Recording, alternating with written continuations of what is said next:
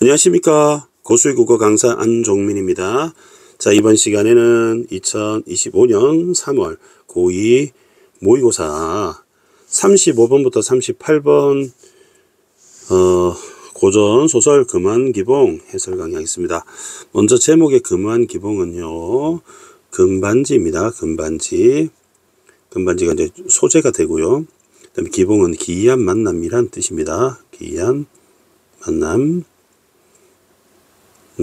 제목이 크게 신경 쓰지 않고요. 보기를 먼저 보겠습니다. 38번 보기 확대하겠습니다.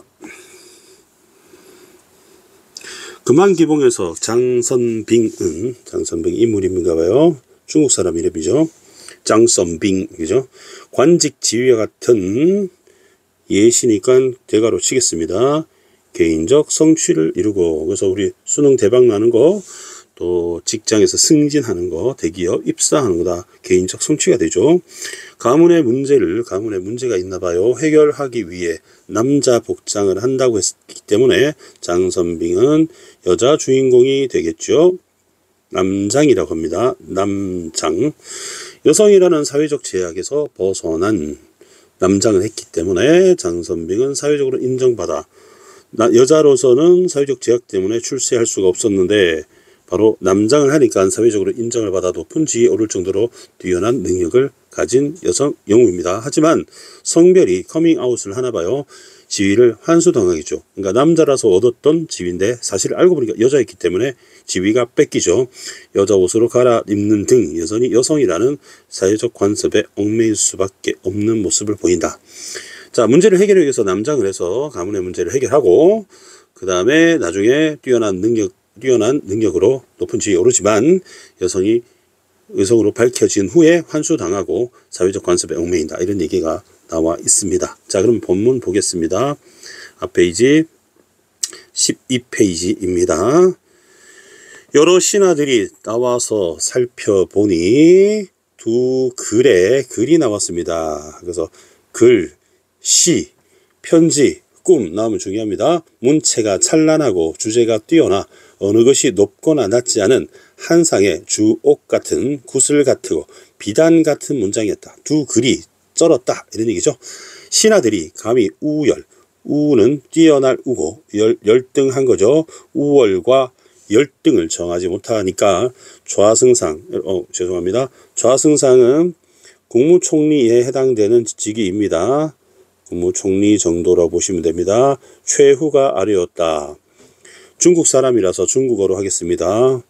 이 두 글 실로 고하 없어이 둘 모두 불러 페아 앞에 비교해 결정게 좋아. 고하는 이제 높고 그다음에 높고 낮음 정도가 되겠죠. 아래하. 그러니까 둘이 삐까삐까 떤다 이런 얘기죠. 낮음. 그러니까 높고 낮음이 없다. 둘이 비슷하니까 둘 다 불러라. 글을 잘 썼나 봐요. 임금이 옳게 여겨 이름을 부르게 하니, 하나는 누구냐? 하남 벽도촌 지명이고요. 김희경이라는 사람이고요. 아버지는 김정의 아들 김희경. 이 소설의 원래 이름이 김희경전입니다. 또 하나는 청주의 장수정입니다. 우리 아까 보기에서 누구라고 나왔죠? 장선빙입니다. 아버지는 이부상서 장자영, 상서는 장관 정도 해당되는 사람이고요. 임금이 만면에 센 파란색으로 형광펜 칠해놨잖아요. 이거는 고전 필수 어휘에 해당되는 단어입니다. 고전 어휘들 쌤이 정리하겠습니다. 만면에 그러면 가득 차다. 면상에 가득 차다. 얼굴에 가득 찬 희색, 기쁠 기쁜 빛색. 가득한 채로 김정을 돌아보니 김정 또한 기쁨을 멈추지 못하였다. 한편 장선빙은 이영의 권유로 과거를 보러 갔다가 마음속으로 내가 4년 동안 남복을 입고 우리 주인공이죠. 살았으니 사람들이 모두 나를 남자로 알고 있다. 그런데 아버님은 멀리 먼 곳에서 원통만 품고 돌아가셨으니, 그러면 아까 장자영이라는 사람이 아버지인 줄 알았더니 돌아가신 걸로 나와 있습니다. 딸이 이제 장선빙이죠. 장선빙이 남장을 한 겁니다. 장선빙. 그 혼을 풀어줄 사람이 없다. 내가 이제 비록 여자이나 장원급제. 장원급제는 수석으로 합격을 한다는 얘기죠. 위로는 아버님의 원통함을 씻어줄 수 있어. 이름을 후세에 전할 수 있으니 한번 구경해보리라. 그리고 이날 과거 시험을 본 것 같습니다. 과거에 참여했는데 호명 이름을 불렀어요. 자기 이름과 김희경 이름을 불렀습니다. 그러면 장선빙하고 장수정하고 같은 사람이죠. 그래서 남장하면서 이렇게 이름을 바꾼 것 같습니다. 김희경 또한 장자의 아들이라는 말을 듣고 깜짝 놀랐다. 그리고 이제 하는 말이 내 북해 갔을 때 장상서 아들 말 안 믿었어요. 오늘 이 말들이 아들이 있다는 거 분명. 근데 왜 장소저 내한테 혼자라고 해? 나 속였어요. 그러니까 장소저는 왜 나한테 혼자라고 했지? 아가씨라는 뜻입니다. 아가씨. 그러면 아가씨. 그러면 이제 혼동스러운 게 장상서의 아들이 있다? 근데 장소저 또 장수정인데 동명이인인가 이상하다 라고 의심하며 임금을 향해 걸어가는데 한 소년도 걸어가고 있었다. 그러면 합격한 두 사람이죠. 자, 무슨 얘기냐면 과거에 합격을 했는데 수석 즉 1등 한 사람이 2명이라는 공동 1등이 된다는 겁니다. 그러면 공동 1등인데 한 명은 남자 주인공 김희경이고 이름 보고 여자 아닙니다. 그다음에 장수정이라는 두 사람이 공동 합격해서 임금이 부른 겁니다. 그래서 임금한테 가는 거죠. 고운 얼굴과 뛰어난 품격이 여러 사람 가운데 뛰어난 것을 본 김희경은 놀라면서도 한편 기뻤다. 두 사람은 누구? 김희경과 장수정, 어전은 임금 어자. 이 어명 들어보셨죠? 임금 어자입니다. 임금 앞에 이르자 임금과 여러 신하들이 모두 칭찬하였다. 임금이 좌우 신하들을 보고 말했다. 옥 얻기 위해 진주 버릴 수 없는 법. 내 두 사람 모두 쓸락해. 경들 생각 어때? 경은 이제 2인칭으로 이제 임금이 신하한테 하는 말입니다. 그래서 너희들 이럴 수 없으니까 신하들 경이랍니다. 그러니까 신하들이 폐하 오늘 주석 같은 두 신하 득템 국가 큰 행운 신의 어찌 폐하 뜻 개겨. 그리고 임금은 위왕의 반란으로 위왕이 반란을 일으켰다면 나쁜 놈 진압하는 공을 세운 장선빙은 여성 영웅이네요. 싸움도 잘하나 봅니다. 여성 영웅 잔다르크 같은 인물입니다. 사위로 삼으려. 그럼 사위가 된다는 것은 딸의 남편이 되는 거잖아요. 딸의 남편 부마라고 하죠. 딸의 남편 그러니까 부마가 되죠. 부마로 삼으려면 근데 딸의 남편이 될 수 없죠. 왜냐하면 여자니까 부마가 삼으려 하자. 어쩔 수 없이 커밍아웃 돼서 저는 여자예요. I'm woman, I'm 여자 이렇게 밝혔죠. 임금이 좌우에 지필목 글을 올렸습니다. 지필목 지는 종이 필은 붓 묵은 뭐 A4 용지 가져와 그리고 답을 내렸다. 그리고 이제 이 표문입니다. 표문이 아니고 왕의 이제 글이 되겠습니다. 그래서 왕의 글이 이만큼이 이제 출제 요소가 될 것 같습니다. 이렇게 하겠습니다. 이렇게 하겠습니다. 자, 왕의 글 천만 뜻박 경표 받아보이 졸라 놀랍 마음 어찌 다 적을 수 있어요. 처음 끝 이렇게 된 거이. 경 나 속일락 해서 그런 게 아니야. 세상일 그렇게 돌아가. 무슨 죄청해. 내가 경제주 사랑에 두턴 인연 맺고자 해 뜻 이루지 못해 주석 같은 신하 잃게 돼. 내 두 손 없는 것 같아. 내 리우침 심해 이미 지나가는 한탄 내경 얻은 후 군신의 부자정 겸해 태자 제왕 연왕 며칠 못 봐 상관없었으니 경 못 보면 허무스게 보고 싶어이. 이제 표 보니 군신정 오늘 없어질라케이. 졸라 슬퍼이. 경 말 오라 내 경 저버리는 것 떡 없어이. 병부상서 자리 여자락게 거도의 태학사 자리 그대로 또 경공쉐쉐 뼈을 안 나온다. 조화로 한 번씩 들어 조회해 경내 말 깨지 마 라고 장선빙이 답을 받아. 여러분 중국어인데 잘 들리죠 여러분? 답을 받아보고 황공함을 이기지 못하여 감당할 수 없다면 사형했다. 태학사 아닙니다. 임금은 듣지 않고 내시에게 명하여 장선빙의 태학사 관을 주라고 했다. 장선빙이 하는 수 없어 받아들고 임금을 향하여 4번 절한 후 대궐문을 나와서 집으로 돌아왔다. 그리고 사당으로 가서 통곡하며 남자 옷, 여자로 돌아간 뜻을 구하고 의복을 여자 옷으로 바꿔 입었어요. 늠름했던 남자가 요조숙녀로 바뀌니 집안 사람 이 광경을 보고 놀라기도 하고 특이하게도 생각하였다. 장선빙이 슬픔을 그치며 크게 울다가 설랑과 영춘이 위로함에 울음을 그쳤다. 다음 페이지. 이날 임금이 장선빙의 행동 거지를 사랑하여 여러 신하들에게 표를 보이며 모든 일을 이겼습니다. 모든 조정에 있던 김희경도 이 표를 보고 가슴이 철렁 어찌할 줄 모르고 넋이 나간 채 다른 사람 말만 듣고 있었습니다. 기운이 빠져 멍하니 있다가 날이 저물어 겨우 진정하게 표를 찾아서 소매를 넣고 집에 돌아왔는데 이 표는 누가 누구한테 올린 거냐 하면 장선빙이 임금한테 올린 표문입니다. 김정과 최씨, 그럼 김정은 김희경의 아버지 father, 그다음에 최씨는 어머니, 중당에서 얘기를 나누고 있었습니다. 김혜경이 자리를 정해 앉고 소매 속에 표를 꺼내 펼치며 장선빙 일을 블라블라 다 얘기하니까 아버지가 표를 보고 깜짝 놀라면서 그리고 두 줄 석줄 넉줄 얘기하네요.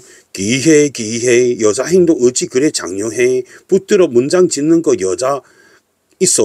칼 들어 전장에서 적장 뺀 여자 많고 없어. 졸라 기트. 그러면 오랜 세월이라는 뜻입니다. 만고래는 어떻게 여잔데 붓을 들어 문장을 짓는 거 내가 봤지만 잔다르크처럼 칼을 들고 전장에서 적장을 뺀 거는 처음 봤네. 이런 얘기죠. 경탄은 놀라고 감탄합니다. 놀람과 감탄을 말지 않으니 계속하니 이란 뜻이죠. 이중부정이니까 좌우에 있던 사람들이 이 말을 듣고 탄복했다. 최씨는 칭찬하여 말았다. 최씨는 김희경의 어머니, 김정의 남편. 장소저 행동 교중 여자 어찌 계략 지혜 있어 자고로 듣보잡. 그죠? 그러면 소저는 아가씨라고 했고요. 그러면 장소저는 누굽니까? 장설빙이 아니고 선빙입니다. 그리고 그다음에 자고로는 예로부터 from하고 옛날이라는 뜻이거든요. 예로부터라는 뜻입니다. 훌륭하다며 그지없이 사랑하는데 김정희 아버지가 아들한테 말을 합니다. father, son, 그리고 하는 말이 넉줄 쭉쭉쭉쭉쭉 이렇게 합니다. 장소저이 정치 빨리 뼈을 버려 표 내용 니하고 혼약 적혔어 수절 뜻 담겨있어 이 골칫거리 니 옥난 취하고 명월공주 연매저이 장소저 처리 못내 니 생각 오케이. 그러니까 지금 표 안에 김희경과의 혼약을 적어놨다는 거죠. 근데 부인이 옥난도 있고 명월공주 두 부인이 있는데 김희경에게 이 장선빙까지 결혼을 혼약을 했다 이런 얘기가 있으니까 골치 아픈데? 라고 하니까 이제 아들은 돈월이라면 얘기합니다. 이 또한 어렵지 않으니 중대한 임금 장선빙 약속하셨으니 명월공주 장선빙 혼자 늙게 내버려둘 수 없으니 다른 집안에 가라고 명령할 리 만무. 임금님 졸라 어질 머리 똑똑 신하정 헤아려 걱정마. 그죠? 자, 여기까지 내용을 보았습니다. 그럼 문제 풀어보겠습니다. 35번입니다. 여러분 형광펜 좀 꺼내 보실래요? 노란색으로 한번 5가지 색깔 준비해 주세요. 임금은 장선빙이 신하가 된 후 그를 자식처럼 생각했다. 쭉 칠해 볼게요. 자, 여기는 앞페이지 있습니다. 앞페이지 몇 페이지입니까? 12페이지에 표 있는 부분에 보면은 내가 경을 얻은 후 군신의 의와 부자의 정을 겸했다. 이거 나는 부모님이고 넌 자식이다. 나는 자식처럼 널 아꼈다. 이렇게 확인할 수 있고요. 2번 신하들은 김희경, 장선빙 두 사람을 쓰겠다는 임금을 뜻을 따라 앞부분에 있었죠. 두 사람 쓰겠다고 따르기로 했습니다. 두 사람 다 쓰기로 따르기로 했습니다. 가릴 수 없다고 둘 다 따르기로 했습니다. 우리 빨간색으로 체크해 드릴게요. 자, 여기서, 내가 두 사람을 모두 쓰려고 하는데 경들의 생각은 어떻습니까? 하니까, 신들이 어찌 폐하의 뜻을 거스르겠습니까? 임금을 따르겠습니다. 라고 했기 때문에 확인했습니다. 3번. 김희경은 자신과 장선빙의 약속을 임금이 헤아려 줄 거라고 예상했다. 맨 마지막 부분에 있습니다. 파란색 형광펜 할까요? 파란색 형광펜 하겠습니다. 맨 마지막 부분 보겠습니다. 임금이 헤아려 줄 거라. 자, 임금이 어질고 밝으신 분이니 어찌 신하의 정을 헤아리지 않겠습니까? 헤아릴 거다. 다음에 4번. 장선빙은 사당에 가 여자로 돌아가리란 뜻을 고한 후 임금님이 내린 답을 다 땡. 선후 관계가 틀렸습니다. 사당에 먼저 간 게 아니고요. 사당은 나중에 갑니다. 임금의 답을 받은 후. 자, 12페이지예요. 오렌지 형광펜 맨 마지막 부분 보세요. 자, 임금에게 글을 받습니다. 자, 장선빙이 받아보고 라고 했죠. 그리고 임금한테 절을 올렸습니다. 그죠? 그리고 사당에 들어가 통곡을 합니다. 그러면 선후 관계가 틀렸죠. 사당으로 먼저 간 거 아니고 나중에 간 겁니다. 정답 4번. 최후는 김희경과 장선빙이 쓴 문장이 우연히 가려지지 않아 둘을 임금 앞에 부르자고 했다. 맨 첫 번째 부분에 있습니다. 보라색 형광펜. 차승상 최후가 어려웠다. 이 두 글은 실로 고화가 없으니 둘 모두 불러 폐하 앞에 비교한 후 결정하는 게 옳을 듯합니다. 그대로 있습니다. 최후는 있습니다. 1, 2, 3, 4, 5 다 확인했고요. 다음 표에 대해서 물어봅니다. 표는 무엇인가? 설랑에게. 설랑은 여기 위로하는 여자거든요. 아무 관련이 없고요. 자, 표 1번 땡. 장선빙이 누명 쓴 적 없습니다. 땡. 다음에 3번. 김정에게 김영의 암멸에 대한 걱정을 요발했다. 맞습니다. 딩동댕. 그 이유 알려드리겠습니다. 이번에 초록색 형광펜 꺼내보세요. 자, 김정에게 아버지에게 아들의 앞날을 걱정하게 했다. 찾아보겠습니다.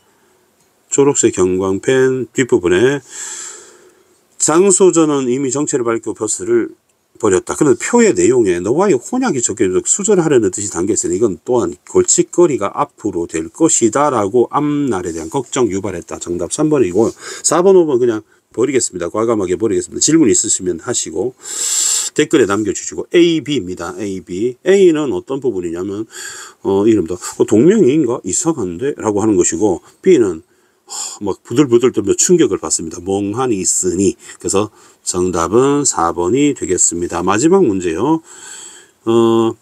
남복을 입고 과거에 참여한 것을 장선빙이 개인적 성취와 가문 문제 해결을 위해서 행동하는 모습을 찾아볼 수 있죠. 죄를 청하면서도 김인과의 혼약을 적은 것을 사회적 제약에서 벗어나, 여러분 사회적 제약에서 벗어날 수는 없죠. 왜냐하면 죄를 청했기 때문에 태학사도 거절하고 결국 집에서 여자 옷으로 입었잖아요. 그래서 제약에서 벗어나는 X. 정답 2번이 됩니다. 3번. 병부상서 자리에서 물러나게 된 것에서 장선빙이 이룬 개인적 성취가 일부 환수되는 모습을 확인할 수 있고요. 병부상서 물러나고 태학사가 되죠. 일부 환수됐습니다. 태학사 자리를 유지하지만 옷을 갈아입는 요조 숙녀로 변하는 것. 장선빙이 사회적 능력을 인정받으면서도 사회적 관습에 얽매이는 모습. 안 갈아입어도 되는데 여자 옷으로 갈아입었습니다. 그리 장려하다 하며 담탄은 만고에 없었다는 말에서 뛰어난 능력을 발휘한 장선빙의 모습을 확인할 수 있습니다. 자, 그러면 고전소설은 요것으로 마치고요. 다음 파트 뒤에 고전시, 현대시에서 다시 강의에서 만나도록 하겠습니다. 질문 있으면 댓글 남겨주시고요. 또 신청 강의 있으면 댓글 남겨주면 선생님 반영하겠습니다. 구독, 좋아요 부탁드리겠습니다. 고수의 국어는 항상 최선을 다해 강의하겠습니다. 여러분 고맙습니다. 쉐쉐.